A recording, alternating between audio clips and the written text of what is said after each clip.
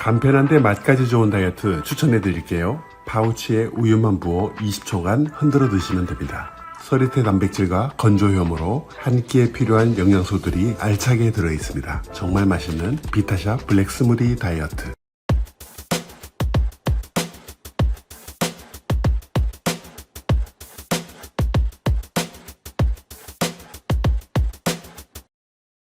편안하게 보는 마키아벨리입니다. 오늘은 박진영 교수와 함께 민주당 전당대회 이후에 어떤 변화가 있을 것인지 여러분들과 함께 시원하게 그리고 편안하게 한번 분석해 드리겠습니다.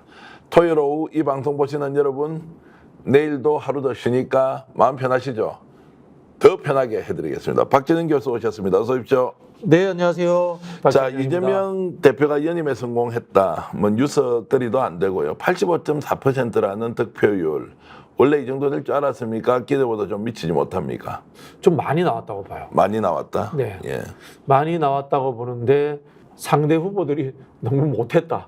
이렇게 좀 평가하는 상황인 것 같아요. 그래요. 너무 못했다는 의미는 이제 쟁점과 이슈를 제대로 만들지 못했다 뭐 이런 겁니까? 뭐 김지수 후보는 잘 모르겠어요. 그분은 일단 저보다 좀 돈이 많은 것 같아요.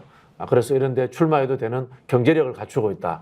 이거 외에는 제가 평하기 어려운 것 같은데 김두관 후보가 좀 전략적으로 잘못하지 않았나 그런 생각이 듭니다. 내용적으로는 이제 혁신 경쟁을 해야 하는데 그렇죠. 네. 약간 이걸 이제 좀 네거티브 포인트를 찾아서 집중적으로 부각시키려고 했던 것이 오히려 득표율에 네. 마이너스가 됐다. 지난번 경선에서 붙었던 박용진 후보보다도 적게 나왔잖아요. 네. 솔직히 정치적 웨이트로 보면은 김두관 후보가 박용진 후보보다 훨씬 높지 않습니까? 그럼 득표율이 더 나왔어야 되거든요. 그런데 박용진 후보보다도 적게 나온 것은 본인이 정치적 선택을 잘못했다. 뭐 이렇게 보여지고요. 그리고 김두관 후보 같은 경우 작년까지만 하더라도 범친명 또는 친명은 아니더라도 이재명 대표와의 우호적 관계 속에서 당원들에게 인기가 있었어요. 원내대표 나왔을 때만 해도 원내대표에서는 떨어졌지만 당원들이 지지하는 분위기가 굉장히 좋았단 말이에요. 근데 갑자기 당원 민주주의를 버리고 다른 노선의 이야기, 대의원제가 오히려 훌륭하다라는 이런 이야기들을 함으로 인해 가지고 본인이 가지고 있었던 당원들에게 호소력 이런 것들을 잃어버리게 된 거죠. 관중으로서 보니까 일단 재미가 좀 없더라고요. 그러니까요. 당대표 경선이면 뭔가 쟁점 하나를 가지고 치열하게 공방을 해야 하는데 네.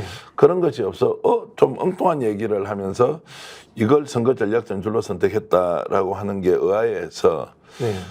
야, 누굴 데리고 선거운동한 거야? 뭐 이런 생각이 좀 들더라고요. 제가 만약 김두관 후보였다면 슬로건은 이렇게 걸 것 같아요. 이재명보다 윤석열과 더 잘 싸우겠습니다. 네. 그리고 금투세, 종부세 지키겠습니다. 절대 안 됩니다. 절대 안 됩니다. 이렇게 갔더라면은 저는 한 30% 가까이 득표하지 않았을까 이렇게 예측을 해보는데요. 의제 선점에 실패했어요. 그러다 보니까 이제 90% 가까이 득표할 것이다 말 것이다라고 했는데 그 득표율이 이제 의미가 있는 것보다는 오히려 너무나 이제 순항하면서 연임에 성공을 해버렸고 재미가 없었죠 전당대회. 재미가 없지만 이제 결과적으로는 그렇게 이제 성공을 하니까 확고부동한 자리 굳히기는 이제 네. 뭐 해냈다 뭐 이렇게 이제 볼 수 있는 거고요. 대세론이 굳어졌다. 대세론이 그래서 이제 그 전까지 어떤 얘기 나왔습니까? 연임하면 안 된다. 찬반 양론이 있었고 언론에서는 뭐 여기가 독재 정당이냐 이런 분위기까지 있었는데 막상 전당대회 끝나고 나니까 이재명 당대표 연임에 대해서 아무런 비판 없이 그냥 인정하고 받아들이는 분위기 이렇게 정리되더라고요. 이것도 쉽게 말하면 경쟁자들 탓이에요. 네. 경쟁자들이 너무 약해 버리니까 대안이 없었네. 이렇게 인정을 서로가 해버리는 상황이 된 거죠. 결국 명팔이 논쟁을 통해서 이제 당원들이 어떤 네. 생각을 가지고 있고 실제로 투표에 어떤 또 영향을 미쳤으면 최종 결과를 봤을 때 당신과 이번 지도부의 구성 이런 것들이 예전과 완전히 다르다라는 생각을 하고 있고 자 그런 면에서 이번 전당대회에서 당원 중심주의가 어느 정도 실현이 됐느냐라는 부분에서 평가를 하신다면요. 일단 이번 전당대회의 패러다임, 시대 정신은 윤석열 정부 탄핵, 모든 후보가 그 이야기를 꺼냈습니다. 두 번째는 당원 민주주의, 저는 이 두 가지라고 봐요. 그런 부분에 있어서 나름 성공했다. 당원들이라든가 그다음에 출마자들이 모두 이 두 가지 주제에 대해서 동의한 측면이 있습니다. 중간에 출렁였잖아요. 이현주 의원도 당원민주주의에 대해서 한번 투덜거리다가 출렁임을 겪었단 말입니다. 그러면서 바로 사과하고 스탠스를 바꾸니까 또 득표율이 올라갑니다. 당원민주주의가 자리 잡았다는 것에 대해서 이제는 우리가 서로가 이제 인정하는 이런 상황이 돼버렸죠. 다만 하나 아쉬운 것은 금투세라든가 종부세 뭐 이런 것과 같은 정책 의제를 논쟁하지 못했다는 것은 살짝 좀 아쉬움이 있습니다. 근데 선거 캠페인이라는 게 기본적으로 정책 논쟁을 하기가 구조적으로 어렵고 당원들의 마음을 얻는 것인데 갑자기 정책 이야기를 하면 이걸 공부를 해야 되고 내용도 이해하기가 좀 어렵고 또 금투세는 용어 자체도 어려워요. 그리고 종부세 같은 경우도 실제로 국민들이 자기가 뭐 종부세 대상이 아니기 때문에 종합부동산세가 뭔지도 사실 잘 모르는 사람도 있기 때문에 오히려 이게 쟁점화되는 것이 정책 이슈가 한계가 있는 거 아닌가요? 만드는 게 실력이죠. 만드는 게 이런 실력이죠. 비슷한 이야기 누가 했는지 아세요? 안철수가 이야기했습니다. 예. 정책 이야기를 해서 정책 이야기를 하니까 언론이 써주지도 않고 국민들도 관심 없더라. 그런 이야기를 안철수 의원이 늘 이야기했거든요. 정책 이야기를 재밌게 하고 그다음에 이걸 가지고 대립구도도 만들고 그걸 또 이념적으로 승화시켜가지고 하나의 대선 전략처럼 만들고 하는 거. 이게 실력이에요. 자, 민주당 원들은 이제 정서로 보면 금투세 같은 거 뭐 특정인 지금 뭐 대상 해봐야 몇 % 되지도 않는 사람들한테 왜 이재명 후보가 또는 대표가 이런 것들을 허용해 주려고 하느냐. 종부세도 뭐 마찬가지 논리지 않습니까? 중도 확장이라고 정책 목적을 가지고 있긴 하지만 민주당원들의 정서로 봐서는 결국 부자들한테 돈 많은 사람들의 세금 깎아주는 거 아니냐라고 이제 인식하는데 여기에 대해서 어쨌든 논란이 있지 않습니까? 이 부분 어떻게 보세요? 그걸 해결해야죠. 예. 사실은 결과론적 논란은 언론의 수준에서 풀어내는 거지만은 정치 지도자는 거기에 대한 철학적인 사고를 해야 됩니다. 금투세 문제는 뭐냐면요. 한국이라는 자본주의가 산업자본주의와 금융자본주의로 발전하는 방향에서 어느 것이 더 우선인가. 그리고 과거의 전통적 좌파적 관점에서 벗어나서 금융자본주의를 인정할 것인가 문제. 이런 부분들하고 연결되어 있는 거예요. 과거의 산업자본주의적 측면에서 본다면은 금융자본주의는 불로소득이에요. 건강한 노동이 존재하지 않는 곳에서 수익이 창출됐다. 이건 불로소득이라고 이야기한단 말이에요. 그러나 현대사회가 글로벌한 자본주의는 금융자본주의가 당연히 전 세계적으로 돌아다니지 않습니까? 이런 상황에서 금융자본주의를 인정하지 않을 수 없단 말입니다. 그러면 금투세 부분에 대해서 철학적으로 접근을 해줘야 되는 거예요. 자, 그러면 금투세를 어떻게 하자는 게 박 교수의 생각입니까? 저는 뭐 거기에 대해서 제 정답은 없습니다. 없다. 제 정답은 없지만은 과거에 전통적인 진보가 생각했던 산업자본주의적 원칙에서 건강한 노동이 투여되지 않은 소득은 불로소득이다. 이거는 저는 깨져야 된다고 생각합니다. 네, 뭐 그것까지는 동의를 하는데 이제 세금을 매기는 것은 결국 세금의 대상이 되는 사람들한테는 표를 잃을 것이고 그렇지 않은 사람들은 무관심할 것이고 그런 면에서 이제 금투세 지금 그 폐지 문제가 계속 거론되고 있는데 이게 이제 민주당이 정통적으로 가져왔던 자 부자감세 반대한다 이제 이게 이제 배치된다는 거 아닙니까? 그래서 저는 박진영 씨에게 참 죄송합니다. 네. 잔꾀를 제가 좀 부려볼까 합니다. 예. 금투세 혁신이라고 표현하고 싶어요. 네. 금투세를 폐지한다. 이렇게 해버리면은 기존에 이 부자들에게 세금을 많이 매기겠다고 했던 누진세적 전통, 이게 민주당의 사실 전통이에요. 여기에서 벗어나 버린단 말이에요. 그렇기 때문에 이걸 좀 교묘하게 참 표현을 그렇습니다는 금투세 혁신이라는 표현을 써서 어느 정도의 절충점을 찾으면 좋겠어요. 자, 여야 간 합의의 가능성도 있다. 합의 가능성 저는 충분히 있다라고 봅니다. 요즘 나오는 이야기가 진보 뭐 보수 이런 논쟁하면서 민주당이 알고 보니까 진보 정당 아니다. 그래서 이제 다수의 평론가들이 맞다. 원래 민주당은 진보 아니에요. 원래 민주당 진보 아니에요. 보수다. 그러나 이제 우리가 일반적으로 유권자나 국민들이 인식하는 것은 국민의힘은 보수고 민주당은 진보다라고 진보 하는 아닙니다. 진보 아니라는 것을 뭐 학문적이든 아니면 이념적이든 또 실제 정치에서 지금 표현되는 정책이든 한번 내 따져볼 필요가 있는데 일부에서 나오는 이야기가 민주당 진보 아니다 원래 우리는 개혁 보수다라고 명확하게 방점을 찍고 혁신 정책을 내놓자. 라고 하는 것들로 가면 좀 너무 과합니까? 보수라는 표현은 그런데요. 네. 자, 민주당의 역사를 한번 말씀드려 볼게요. 민주당의 출발은 보수 야당입니다. 보수 야당인데 두 축이 있죠. YS DJ가 존재했잖아요. 이른바 이념적으로 YS는 자유주의 우파, DJ는 자유주의 진보 또는 뭐 자유주의에서의 상대적 좌파 이렇게 분류가 됩니다. 쉽게 말하면 이런 거예요. YS는 미국 공화당, DJ는 미국 민주당인 거예요. 근데 한국에 상대적으로 국민의힘 계열 정당들이 이거 보수 아니잖아요. 파시스트였지 않습니까? 군사 독재였지 않습니까? 그러니까 미국의 공화당만큼만 해도 한국에서는 상대적으로 진보적으로 보인 거예요. 미국의 민주당 정도면은 한국에서는 상대적으로 굉장히 큰 진보처럼 보인 거예요. 이렇게 오다가 YSDJ가 갈라선단 말입니다. 갈라서면서 공화당류의 생각을 가지고 있는 자유주의 보수가 저쪽으로 붙어버려요. 그리고 민주당은 자유주의 좌파이겠죠. 그죠? 미국으로 치면 케인즈원입니다. 정확하게 민주당입니다. 미국 민주당인데 여기에다가 유럽식 사민주의를 지향하는 운동권 세력이 붙어요. 이러면서 지금의 민주당이 만들어졌는데 여기에서 공통분모는 뭐냐? 제가 보기에는 케인주주의예요. 케인주주의예요. 그리고 노무현 대통령 같은 경우에는 정확하게 자유주의라고 노무현 대통령 때 국정과제에다가 못을 박습니다. 못을 박습니다. 유럽식 사민주의라는 이런 거에 대해서 이야기 안 합니다.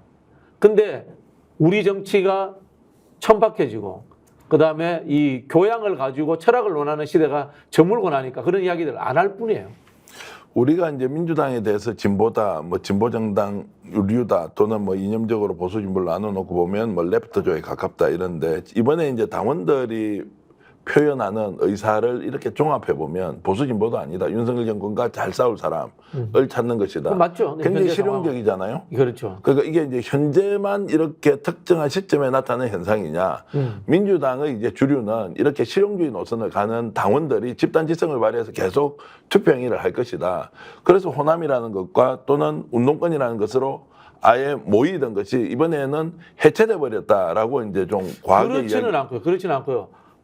민주당의 역사적 흐름이 87년 민주화 이후는 제가 보기에는 이 경제적으로 케인즈주의가 지배적이에요. 경제적으로 조절 이론이 지배적인 상황에서 사회적 약자에 대한 배려 이런 것들로 이제 접근하는데 사회적 약자에 대한 배려 방식도 자유주의적 배려가 있고 유럽식 사민주의적 배려가 있고 그다음에 국가주의적 배려가 있고 다양하게 있단 말이에요. 그런 부분에서 민주당은 꾸준하게 중심축은 미국식 케인즈주의예요. 그래서 제가 이제 이 질문을 드리는 게 보수 진보의 일종의 프레임에 그것이 실질적으로 보수이든 진보이든 이걸 떠나서 상대적 개념이지. 이걸 깨버리자 민주당은. 네. 그러나 반윤석열 이후에 어떻게 그러면 민주당이 국민들에게 각인되어서 앞으로 새로운 나라를 만들 것이냐 또는 정권 교체의 아젠다를 던질 것이냐 국민들을 설득해야 될 것이냐라고 했을 때 당원 중심주의라는 것은 실질적으로 직접 민주주의에 가까운 의사결정 구조를 지금 만들어 가지 않습니까? 다르죠. 제가 이야기했던 것은 이념적 측면이고 당원 민주주의라는 것은 절차적 측면이기 때문에 다르게 저는 뭐 범주가 다른 것이다. 한쪽이 횡축이면 하나는 종축이다. 이렇게 받아들여야 된다고 보고요.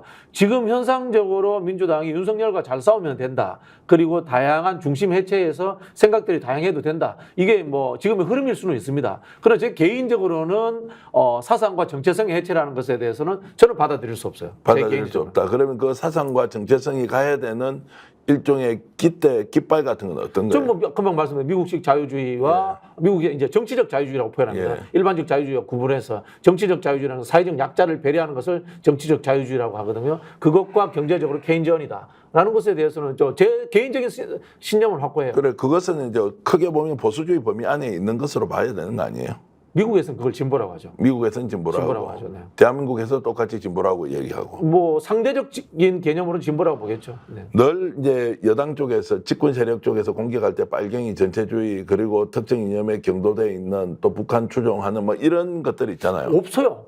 실제 없는데 그렇게 공격하는 게 일정하게 먹히지 않나요? 먹히죠. 폐쇄적인 지역에서 어떤 이 폐쇄적인 사고의 틀을 갖춘 사람들에게 주입하다 보니까 먹히는데 실제로 지금 민주당에 종북이 있을까요? 저는 없다고 생각하는데. 네, 저는 뭐 없다고 보고 그다음에 뭐 사회주의 없는 것 같은데요. 반국가 세력이라고 하는 것도 이게 이제 용어가 굉장히 광범위한데 네네. 비판하면 다 반국가 세력인가요? 또 이것도 없는데 또 실제 존재하지 않지만 이런 프레임을 걸고 공격을 하니까 먹히고 있다는 사실. 그러면은 결국 야당, 민주당 그리고 민주당 정치인들이 다 이런 쪽으로 가까운 사람들 아니냐라고 하는 그 구조를 깨기 위해서는 오히려 이게 보수 진보라는 프레임을 스스로 벗어 던지는 것은 너무 많이 나가는 것이냐 이런 생각이 드는 거죠. 제가 보기엔 이런 것 같아요. 그런 사상으로서 뭐 좌파, 종북, 사회주의 이런 건 없는 것 같은데 과거의 습관은 일부 남아 있는 것 같아요. 표현하자면 과잉 민족주의가 분명히 민주당 내에 저는 존재한다고 봅니다. 북한과의 관계에 있어서의 좀 더 세련되고 그다음에 뭐 전략적인 이런 접근이 필요한데 감성적 접근이 좀 과잉될 때가 분명히 저는 있다고 보고 이런 부분들은 민주당이 좀 고쳐야 될 부분이 아닌가 스스로 생각하고 있습니다. 자, 국민의힘과 민주당이 지금 싸우는 또는 윤석열 정권과 민주당이 싸우는 이 내용을 제3자가 관중으로서 쳐다보면 어떤 느낌이 드냐면 얼토당토 안 하는 일종의 논리를 네. 가지고 상대를 공격을 해요. 네. 자, 민주당이 공격을 받는 쪽에서 보면 자, 윤석열 대통령은 어쨌든 너희들은 종북이고 전체주의 세력이고 반국가 세력이다라는 프레임으로 공격을 하는데 야, 너희들은 친일이야. 아니, 친일을 뛰어넘어서 숭일이야. 더 이야기하는 박진영 교수가 만들어 놓았던 이제 전문 용어 있죠. 뉴니온진. 뉴니온진. 네. 너는 이제 악의의 착착부터. 네. 새로운 이제 일본이 신일본인이다. 네, 뭐 이제 네. 이런 것들로 얘기를 하고 있지만 자, 이런 프레임 안에 그대로 공격을 한번 갇혀버리고 있다 지금. 네, 네. 그러면 존재하지 않는 민주당에 있는 종북, 사회주의 뭐 아예 존재하지도 않은데 네, 네. 그 프레임 안에 들어가서 또 싸움을 하게 된 이 구조를 벗어날 수 있는 방법은 없느냐. 그러니까 낡은 논리를 가지고 공격하는데 이게 먹힌단 말이에요. 제가 봤을 때는 그런 원인 제거가 우선적으로 있을 필요가 있다고 생각이 드는데 예를 들어 볼게요. 문재인 정부 당시에 개성공단 연락소를 북한이 파기합니다. 바로 규탄 성명 나갔어야 돼요. 근데 늦었어요. 제가 봤을 때는 상당히 늦었습니다. 그 국가 간의 관계지 않습니까? 북한과의 문제가 헌법적으로는 미수복지구지만은 국제법상에 있어서는 다른 나라란 말이에요. 다른 나라가 우리나라의 재산을 파괴한 거란 말입니다. 그러면 강하게 규탄하고 항의부터 했어야 됐어요. 그 당시 좀 늦었습니다. 이런 부분들도 존재했고요. 또 뭐 어떤 부분이 있을까? 뭐 갑자기 생각은 안 납니다. 아니 어찌됐든 이제 그런 과정을 거치면서 이게 윤석열 정권이 걸면 걸리는 대로 논쟁 안으로 들어간다. 이것이 과연 이제 보수 언론이 기계적 균형이라는 이름으로 무조건 받아서 그냥 기사로 써주기 때문에 그런 것이냐. 아니면 이 프레임 안에 실제로 민주당도 갇혀 있다. 그럼 지금쯤이면 이번 전당대회 결과나 당원들의 움직임 또 선출된 지도부의 면면들을 보면 이 색깔과 전혀 관계없는 사람, 실제로 이재명 대표조차도 예. 종북과 뭐 반국가 세력과 전혀 삶의 이력이 맞지 않은데도 프레임으로 걸어버리는 순간 걸려들어서 논쟁한다. 이번 지도부는 좀 거기서는 좀 먼 것 같은데요. 많이 멀죠. 지금 그럼 아까 말씀하셨던 이제 종북이라는 부분은 제가 봤을 때는 과잉 민족주의가 분명히 예. 행태적으로 존재한다. 그 다음에 이제 좌파 논쟁의 핵심은 민주당 내에 쓰잘데기 없는 유러피언 드림이 있어요. 옛날에 유러피언 드림이라는 책 열심히 봤잖아요. 유러피언 드림도 실제로 유럽에 가서 보면은 기본은 개인의 자유라는 이 리버럴함인데 한국에서는 책으로만 받아들이니까 그거를 공동체주의로 받아들인단 말이야. 공동체, 집단주의. 이게 일부의 이제 자유주의 세력 우파들이 봤을 때는 전체주의처럼 보이는 경향이 있어요. 그 유러피언 드림을 잘못 이해한 거지. 그런 세력도 좀 분명히 있어요. 인정합니다. 그러나 전체적으로는 말씀하신 것처럼 과잉 민족주의라든가 시대 뒤처진 유러피언 드림 이런 부분들은 상당히 저는 해소된 걸로 그렇게 느낍니다. 그러니까 운동장 자체를 바꾸려고 마음을 먹으면 상대는 네. 공격할 때 어쨌든 이념의 틀 안에서 보수진보다 자 그리고 종북이다 뭐 반국가 세력이다 맞다 아니다 이렇게 이제 공격을 하는데 민주당은 이걸 받아칠 때 전혀 다른 이야기를 하면서 새로운 영역에서 국민들한테 신뢰를 받는 정치 정책 노선을 보여야 한다. 이제 이런 것들로. 근데 여기에서 하나 확인할 거는 저는 노선을 보여야 한다라고 가야 되지. 예. 종북에서 벗어나고 그다음에 과잉 유러피언 드림이라든가 좌파 전체주의라는 것에서 벗어나기 위해서 이념과 가치와 정체성을 해체해야 된다라고 저는 보지 않아요. 그러니까 이번에 이제 당 대표 간에 이제 지금 회담을 하기로 했잖아요. 네. 물론 이제 이재명 당 대표가 지금 코로나 걸려가지고 이제 연기가 되긴 했지만 거기에서 생방송으로 중계하는 것이 맞다 안 맞다 이 논쟁을 하는 걸 봐도 이게 왜 민주당은 이 생방송을 하고 말고의 그 논쟁으로 만들어서 계속 이렇게 언론에 노출되는 것 자체가 압도적 우위의 국회 장악, 제1야당. 그런데 어떻게 그런 걸 가지고 논쟁하고 있느냐? 뭐 생방하면 그런 이야기 나올 수 있죠. 근데 생방하면 어떠고 안 하면 어떠냐? 그 다른 쪽으로 가야 하는데 똑같이 또 그 페이스에 말려가지고 그 말씀도 일리는 있어요. 근데 받았잖아요. 민주당이 생방송 하겠다고 예, 했잖아요. 근데 그 한동훈 대표의 스타일이 꼼수라든가 이 토론에 대한 천박한 인식 이런 것들이 드러나니까 일단은 이제 비판적인 시각을 보인 거죠. 이제 계속 비슷한 패턴으로 질문을 드리는 이유는 지금 민주당이 이재명 대표가 지방선거 대선 차기 대통령까지 생각하고 있으면 완전히 다른 방식으로 가야 되는데 현실적으로 집권 여당을 무시할 수 없으니 손을 잡고 협치하고 협력하고 뭔가 새로운 국회의 정치의 모습을 보여야 한다는데 너무 많이 중요하게 생각하고 있으니까 오히려 민주당식의 정치를 못 보이는 거 아니냐라는 이제 생각 때문에 비슷하게 물어봤습니다. 프레임에 계속 말려 들어가는 것도 민주당은 이미 이 정권 안 되는데 우리는 우리 식대로 가겠다라고 가버리는 것이 오히려 국회에서 압도적 다수를 점하고 있는 야당이 해야 될 일은 아니냐라는 생각이 들어서 그 말도 일리가 있는 것 같아요. 생각을 해보면은 노무현 대통령이 과거에 상김씨 프레임에서 확 벗어남으로 인해서 누구나 다 이회창 이길 거라고 했는데 그걸 뛰어넘어 버렸잖아요. 그리고 민주당이 문재인 정부가 집권해 오는 과정에 촛불혁명도 있었습니다만 그 전에 삼무일반이라는 보편적 복지를 들고 나옵니다. 그 전에는 민주당도 보편적 복지 생각한 적이 없어요. 보편적 복지는 사실은 아까 구분하자면 유럽식 삼인주의에 가까워요. 노무현 정부에서 추진했던 자유주의적 복지하고 좀 다르거든. 그걸 확 들고 나옵니다. 그러면서 좀 더 이제 진보로 확 바뀌었어요. 이렇게 하면서 이 뭐라고 합니까? 프레임 전환을 통해 가지고 주도한 측면이 있는 건 사실이거든요. 그런 게 한 번씩 필요한 거는 맞는 것 같아요. 그래서 이제 민주당이 색깔이 이번에 바뀌었다 안 바뀌었다 어떻게 보십니까? 색깔이 과거에 비해서 완전히 바뀌었다 아니면 비슷한 색깔이다 어떻습니까? 이번에 최고위원들. 색깔은 좀 있어 봐야 되는데 예. 구성원들의 화력 자체는 역대급이다. 화력은 역대급이다. 네. 그리고 운동권이 거의 없어 보입니다.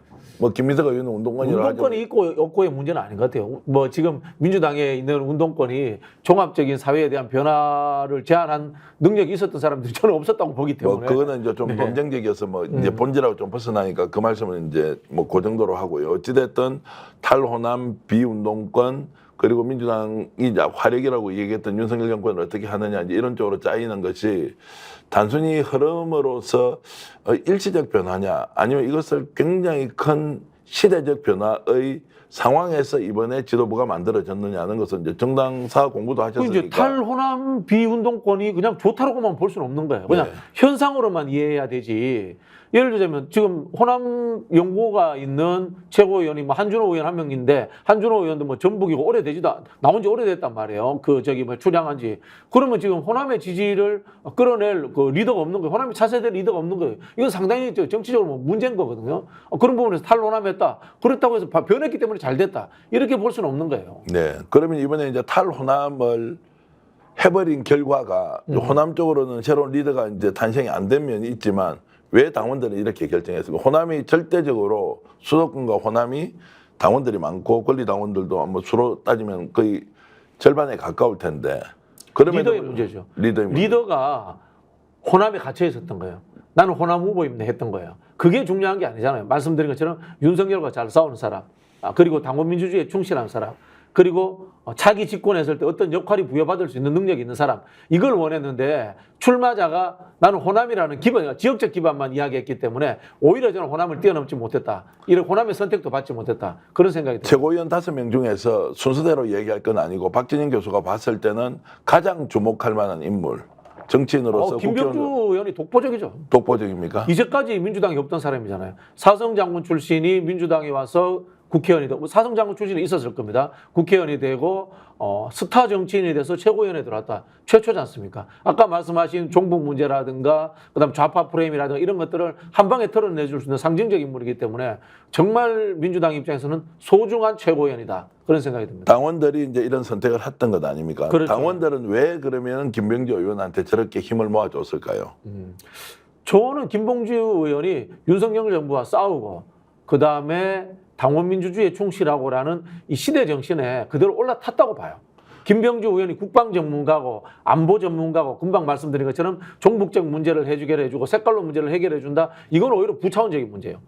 오히려 시대적 흐름을 잘 탔기 때문에 됐다라고 보는 거고, 역으로 해석하면은 호남 후보라는 것도 호남이라서 떨어진 것도 아니고 호남이라서 표를 주는 것이 아니라 윤석열 정부와 잘 싸우고 당원 민주주의에 충실하면은 그 후보도 우선적으로 앞순위에 왔을 거예요. 그런 부분에서 좀 미흡하지 않았나 이렇게 판단합니다.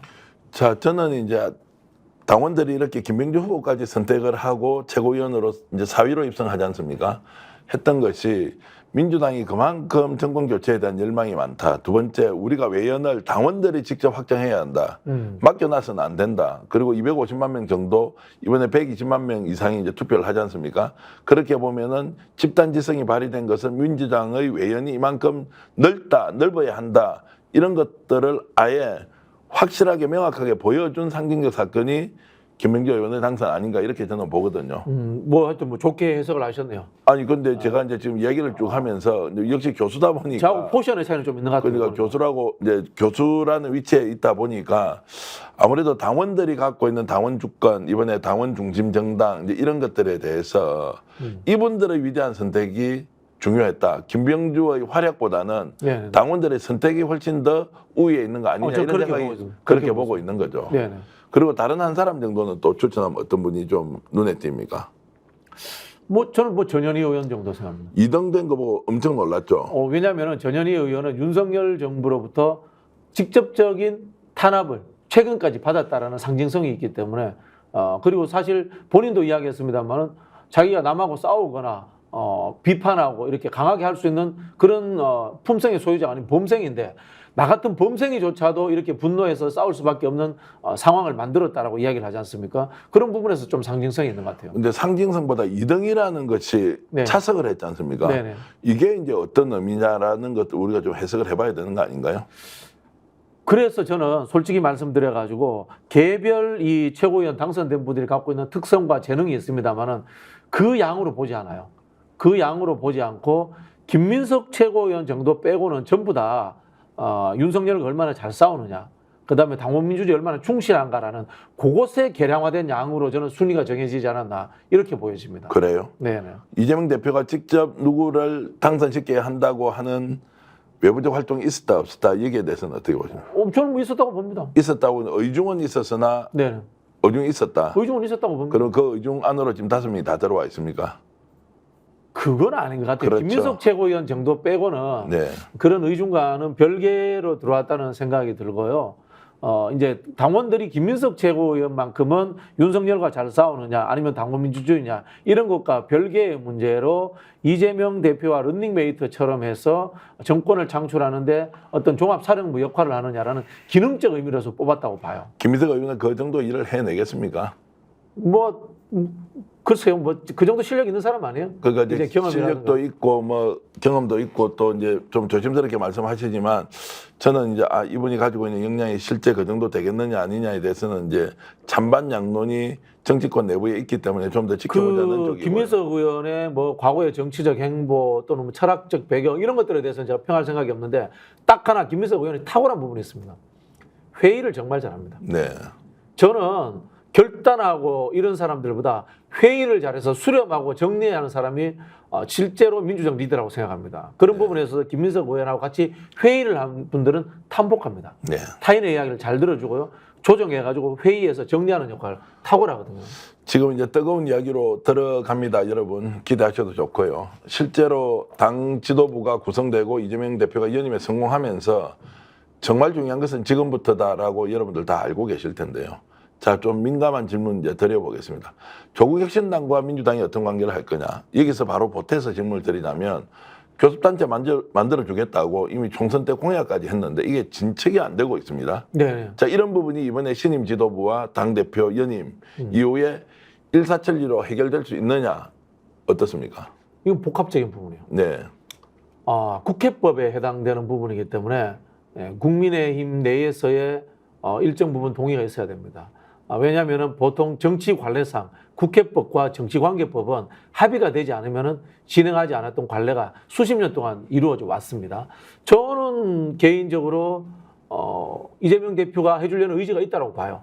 의지가 있다라고 보고 그다음에 교섭단체 조건을 완화하는 것이 민주적인 절차를 위해서 맞다라고 봅니다. 그러나 국민의힘의 분화라고 하면 친윤과 반윤, 비윤의 분화 그리고 200석을 넘기기 위해서는 8석이 필요하지 않습니까? 그런 전략적 뭐 표현을 것은 뭐라고 해야 됩니까?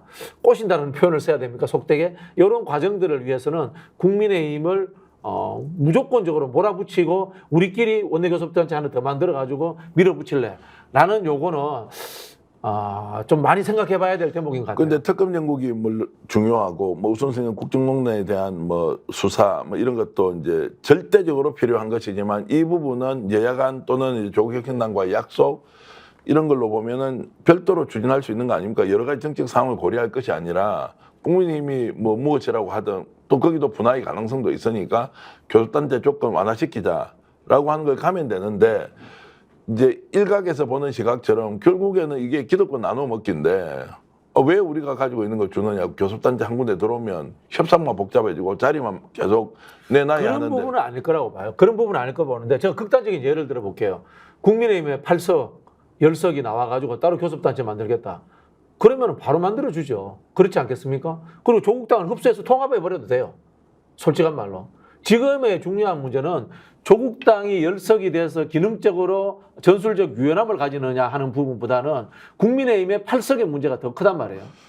어쨌든 뭐 관점의 차이가 있지만 아직도 할 수 없는 상황이다라는 데는 이제 박진영 교수의 의견이 네. 아직은 바로 나서서 하기에는 여러 가지 복합적인 고려가 돼야 한다 이렇게 봅니다. 저는 민주당 내부의 구성원들이 특히 이제 정치 지도자들은 조국 혁신당의 원내 교섭단체 만드는 것에 대해서 반대하는 사람 아무도 없을 거라고 봐요. 없다. 예, 저는 없다고 봐요. 뭐 그저께 이제 조국 대표하고 이재명 대표가 만나서 뭐 네. 이 부분을 논의를 했는데 원론적으로는 동의하고 네. 어쨌든 잘 해보자라는 것까지 갔지만 일단 속도가 나지 않았어요. 질문을 드렸고. 그거는 제가 봤을 때 반대편에 있는 국민의힘의 문제고 네. 국민의힘의 문제의 전략적 고려는 8석의 문제다. 저는 이렇게 보여집니다. 좀 더 민감한 질문 하나 드리면 조국 혁신당 키워놓으면 민주당 큰일 난다. 그럴 일 없습니다. 아니 그럴 일이 없다는 것은 박진영 교수의 생각이고 예. 제가 이제 댓글이나 이런 데 여러 의견들을 보면 조국 혁신당 절대 키워서는 안 되고 민주당 중심으로 끌고 가야 되지 무슨 쉐빙선인이 이런 이야기를 하느냐. 쉐빙을 해도 우리가 하고 끌고 가도 우리가 끌고 가야 되지. 정권 교체 민주당이 하는 거지 어떻게 조국 혁신당 앞장 세워서 정권 교체하느냐 라면서 자강론 이야기하는 사람도 여전히 있거든요. DJP 연대도 했고 노무현 정몽준 단일화도 했거든요. 그랬는데 그리고 지난 대선도 생각해 보세요. 안철수 우리가 데려가서 우리가 정권 먹었어요.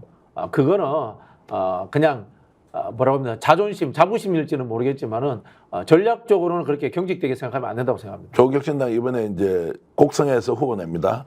아니 예를 들어 볼게요. 우리가 다 먹을 수 있었으면은 조국 혁신당한테 왜 표가 갔겠어요? 결과론적으로. 네. 조국 혁신당한테 표가 가는 이유가 존재하고 있는 겁니다. 부산검령에도 이번에 조국 혁신당 부정령 후보를 유재성 변호사를 이제 냈더라고요. 보궐선거에서. 네네네. 그래서 이제 경쟁 구도가 이제 만들어집니다. 그거는 저는 개인적으로 조국 혁신당이 전략적으로 잘못하고 있다고 생각해요. 왜 조국 혁신당이 제대로 된 훌륭한 정당을 만들어 가지고 민주당을 대체하는 야권이 정당이 되겠다. 이게 목표인가요? 저는 그렇지 않다고 보거든요. 왜냐하면 조국 혁신당은 검찰 개혁이라는 단일 주제 정당 아닙니까? 그 단일 주제가 소멸하면 없어져 줘야 되는 것이 그들의 운명적 정체성 아닌가요? 정당을 만든 게 정권을 획득하는 게 목적인데. 아니 그것이 진짜 목적이라고 한다면은 경쟁 관계 속에서의 적대성이 생길 수밖에 없죠. 그러니까 조국 혁신당이 민주당과 경쟁과 협력을 동시에 해야 되는 관계라는 것 동의하죠. 동의합니다. 그러면은 그 경쟁이라는 공간이 뭐냐? 그러면 선거에서 네. 지역구든 비례든 후보 내서 경쟁해서 이기는 것이고 필요하면은 단일화하는 것이고 과거에 민노당이 존재해 왔던 것이 지역구는 민주당, 비례는 민노당 이런 방식으로 진보정당과 공생을 해왔던 게 있지 않습니까? 민노당은 진보 정당이고 종합적으로 한국 사회를 설계해서 바꾸겠다는 계획이 있었던 당이고 조국 혁신당은 그렇지 않습니다. 제가 봤을 때는 검찰 개혁이라는 단일 주제 정당인 거고요. 그 다음에 윤석열 정부를 끌어들이고 민주정부를 수립하겠다는 이 전략 전술적 정당이다. 이렇게 생각하지 저는 정체성 정당이라고 생각하지 않고요. 지금 제가 봤을 때 조국 혁신당 내부에서 오판하고 있는 것이 있다고 봅니다. 조직 노선 정당으로 지금 가려고 하고 있어요. 이거 굉장히 잘못된 그 발상입니다. 말은 전국 정당화를 시도하고 있다. 조직을 따서 시도당을 만들고 지역위원회를 만들고 후보를 내고 그게 뭐 중요합니까? 저는 그게 아니라고 봅니다. 그리고 그럴 역량도 없을 뿐더러 그것은 결국은 민주당의 오랜 이 텃밭 역량과 부딪히면서 저는 갈등만 불러일으킬 거 봐요. 그럼 정당인데 정권 획득의 목적도 세울 수가 없고 민주당이 아니죠. 정권 원하는 획득의 목표 세울 수 있죠. 획득의 목표 세울 수 있는데 그걸 조직 노선으로 해가지고 전국에 조직 만들어서 정권 획득하겠다. 저는 이건 아니라고 보고요. 예를 들자면 이런 겁니다. 뭐 그분하고 비교하는 것에 대해서 조국 대표께 죄송합니다만은 노무현 정몽준 단일화 때 정몽준이 되는 그림을 그리는 것이 맞고 그 다음에 문재인 안철수 후보의 그림을 그리는 것이 아니고 정몽준 후보의 그림을 그려야 되고 예. 문재인 안철수 단일화 때 2012년 때 안철수의 그림을 뭐 죄송합니다 조국 대표께 조국 대표가 안철수라든가 정몽준보다 훨씬 더 훌륭하고 정치적 지향점이 뚜렷합니다만은 저는 방식의 문제에서 그 두 사람의 방식을 택하는 것이 맞지 정당을 제대로 만들어 가지고 우리도 그 정당처럼 해서 집권하겠다는 민노당 방식은 저는 아니라고 봐요. 야, 이제 이 부분이 지금 이제 민주당 내에서 조국 혁신당을 어떻게 바라보느냐는 것이 다르게 보이지만 박 교수의 이야기도 비슷한 이야기로 저는 느껴지는데 아니 이건 오히려 갈등을 양산할 뿐이라고 봐요. 그리고 시대의 뒤처진 방식이에요. 조직 노선 정당은. 그 조국 혁신당 그러면 검찰 개혁만 하고 그러면 정권이 정당이 사라져 버린다. 그거는 말이 더 안 되지. 아니죠. 역설적으로 이야기하면 검찰 개혁을 주도해서 여론조사 지지율 팍팍 올려가지고 조국 대표가 이재명 대표보다 지지율 잘 나오면 되죠. 그런 목표로 가야죠. 그렇게 하면서 이제 전국 정당이 자연스럽게 만들어지겠지. 다만 그거는 오프라인 나중에 조직을 만들 것이냐 아니면 온라인 플랫폼으로서 나중에 민주당과 연대를 하고 예. 정권을 같이 운영하면 되죠.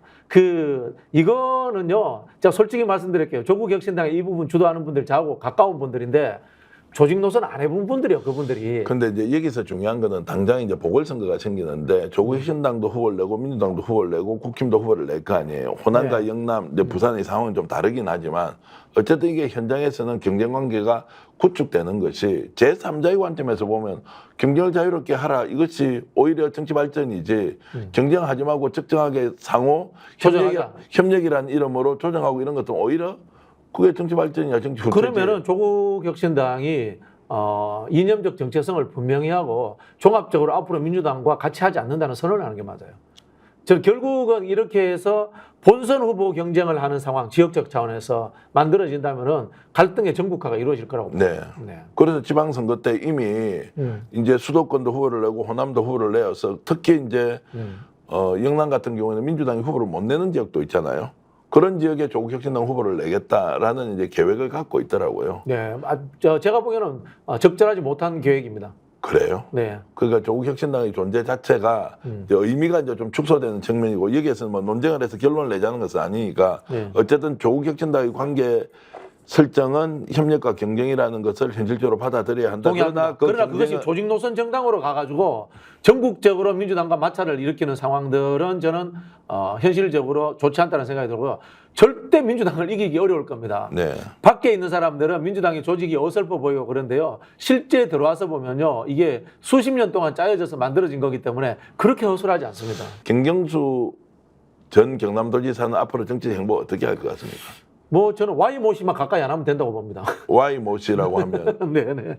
네.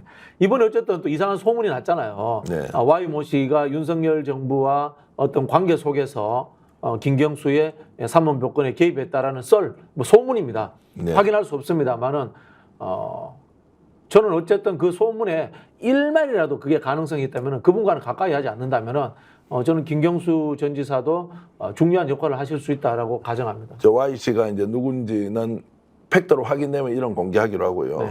자, 그래서 지금 이제 당 내에서 대권 주자로서 여론조사를 하면 지금 2위 정도 나오더라고요. 네네네. 또 조국 혁신당의 조국 대표보다 좀 더 높게 나오는 여론조사가 오차범위 아니긴 하지만 어쨌든 있습니다.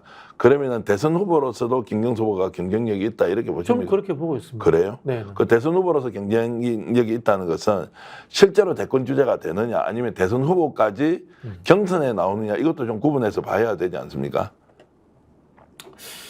글쎄요. 솔직히 지금의 민주당의 구조 내에서 당내 경선에서 이재명 대표를 이길 수 있는 사람이 있을까요? 없지 않습니까? 없죠. 그러면은 이제 대선 주자로서의 의미는 있는데 대선의 본선 후보까지 될 것인가 문제는 좀 지켜봐야 된다라는 생각이 들고요. 그거는 본인 하기 나름이죠. 자, 잘 알고 있으니까 두 분 다 박정희 교수가 페이스메이커 역할은 할 것 같아요. 페이스메이커 역할을 무조건 해야죠. 그 정도는. 무조건 해야 되는 거. 김경수 후보가 네. 만약에 페이스메이커가 될 수도 있다. 네네. 그러면 본인이 선거에 나왔을 때 민주당 내에서 대권 주자가 되지 않는다고 하면 안 나올 수도 있고 그럼에도 그래도 불구하고 나와야 된다고 봅니다. 저는. 그래도 나와야 한다. 그래도 나와야 된다고 봅니다. 예, 그러면은 왜냐하면 아직 젊고 네. 그 다음에 이분이 가지고 있는 민주당 내에 부분 파트가 있어요. 이른바 세력으로서의 친문, 지역적 차원에서의 PK. 이게 이재명 대표 입장에서는 보완제로서 굉장히 중요합니다. 네. 그렇지 않습니까? 본인이 가지지 못한 거잖아요. 그런 부분에서 그런 분이 비적대적인 서로 상생적 경쟁을 해줘서 통합을 해서 시너지가 난다. 그럼 얼마나 좋겠어요.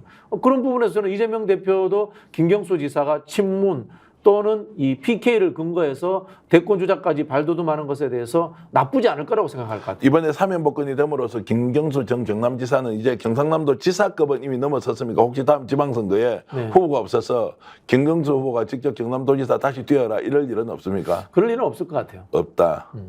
그러면 이제 김경수 후보가 실제로 대선 후보까지 나와서 네.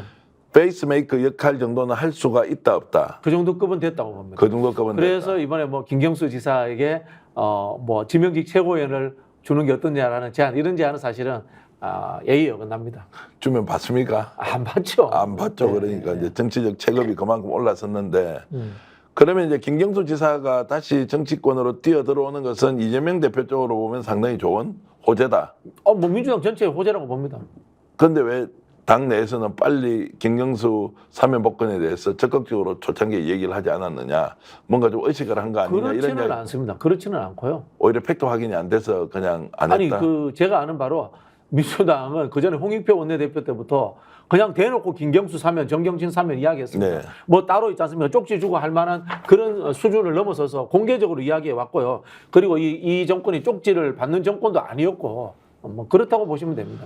자, 그러면 이제 김경수 후보가 나오면 민주당에서는 이제 대선 후보로서의 자원들이 좀 늘어난다. 네네. 이 외에도 대권에 직접 나올 만한 인물이 생각나는 게 있습니까? 당장 조국 후보, 조국 대표 있잖아요. 조국 대표는 이제 민주당은 조국 혁신당이고, 아니지만은 어쨌든 뭐 야권 연대라든가 또 한 번에 뭐 야권 연대 경선 이런 게 만들어 줄 수도 예. 있겠죠, 그죠? 뭐 그런 인물로서 충분히 자리매김하고 있죠. 그래서 제가 아까 조국 혁신당에 말씀드리는 게 조직 노선으로서 정당을 만드는 것에 대해서 집착하지 마라.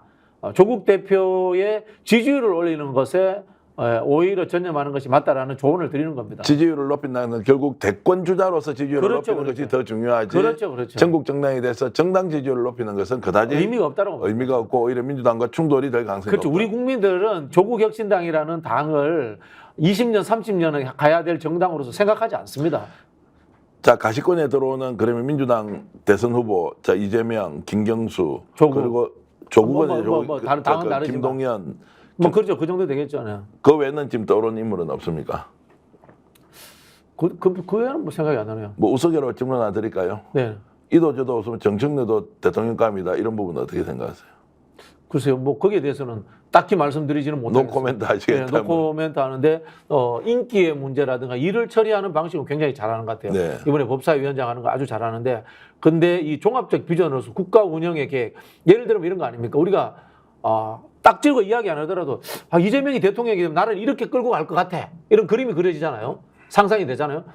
뭐 김동연을 싫어하는 분들도 김동연이 대통령이 되면 이렇게 끌고 갈 것 같아. 라는 그림이 그려지잖아요. 근데 정청래 최고는 아직도 정청래 최고가 대통령이 되면 나를 이렇게 끌고 갈 것 같아. 라는 그림이 안 그려져요. 네. 이건 본인이 그려야 돼요. 제가 말씀드리지만 정치라는 것은 액션과 행동, 절차의 문제이기도 하면 한편으로는 사상과 철학의 문제이기도 하거든요. 아주 간단한 질문 드릴게요. 지금 사법 리스크가 있다 없다 이렇게 얘기하지만 이재명 사법 리스크가 제가 보기에는 이제는 해소되는 과정이지 정복되는 과정은 아닌 것 같다. 국민들 알 만큼 다 알았다. 사법부에서 이런저런 판단을 내린다고 해서 대권 가도에 치명적인 영향이 올 것이다 안 올 것이다 여기에 대해서는 저는 아니라고 보는데 그냥 그대로 간다. 감옥 가더라도 설사 감옥 가더라도 그냥 대권 주자까지 치고 갈 수 감옥 가면 있다. 피선거권이 없죠.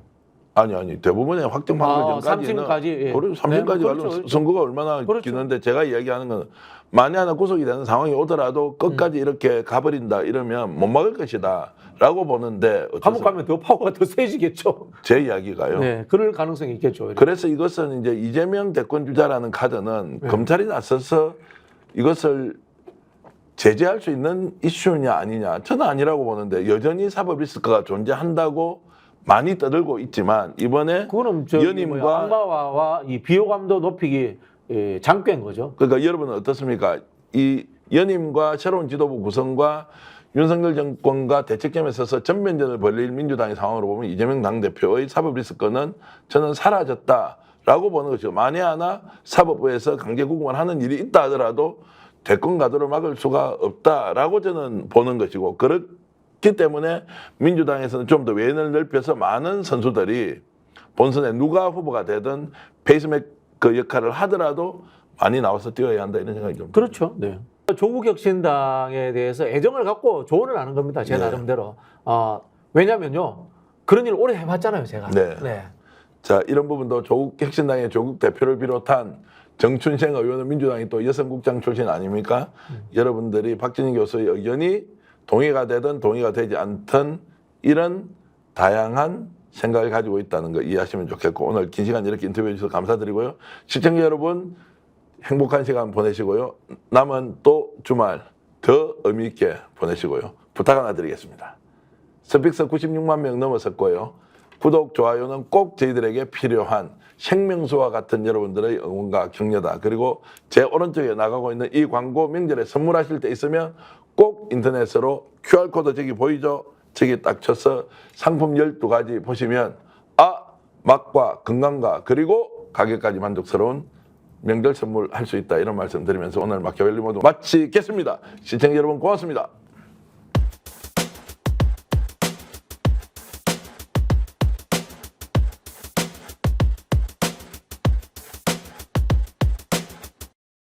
아니, 왜 아직도 3년간 같은 통신사 인터넷 계속 쓰고 계세요? 인터넷 가입 시 48만원, 교신 변경 시 추가 혜택이 주어집니다. 인터넷 비교를 통해 인터넷 가입하고 지인에게 홍보해주세요. 본인 추천을 통해 가입한다면 5만원이 추가로 지급됩니다. 지금 문고에 인터넷 비교원 검색 후 3초만에 감동 행복 비교해보세요. 인터넷 비교원.